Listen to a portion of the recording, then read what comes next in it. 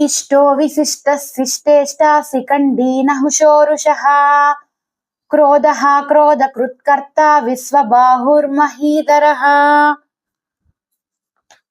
అర్థం: మహామహిని బాహువులతో ధరించిన ఆ మహనీయునికి ఇష్టులు లేరు, అనిష్టులు లేరు. ఇష్టి చేసిన వారి ఇష్టులు, లేనివారు అశిష్టులు. వారిని కూడా తన ఇష్ట వర్గంలో చేర్చుకునేందుకు విశిష్టమైన ప్రణాళిక ఒకటి ఉంది. శిష్ట మార్గంలో చెప్పిన మాట విని చేయవలసిన పని చేసేవాళ్ళు ఇష్టులు.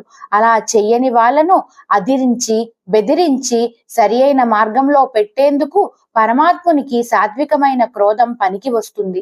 కోపం పాపమే, కానీ కోపం వల్ల పాప పరిహారం జరిగితే అది కూడా పుణ్యమే అవుతుంది. శిష్టులను ఇష్టులను ప్రోత్సహించేందుకు పరమేశ్వరుడు క్రోధాన్ని నటిస్తాడు. పాములా కాటు వేస్తాడు, వృషభంలా రంకె వేస్తాడు. కానీ పాము కాటు కాలకూటాన్ని అమృతంగా మారుస్తుంది. ఎద్దు వేసిన రంకె రసధారలకు ఆధారమవుతుంది.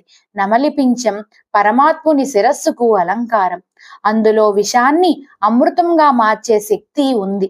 శిష్ట మార్గంలో భగవంతునికి ఇష్టమైన పనులు చేసేవారికి ప్రపంచమంతా అమృతమయం అవుతుంది. పాము కాటు వేయటం మాని నాట్యం చేస్తుంది. వృషభం వాంఛితార్థాలను వర్షిస్తుంది.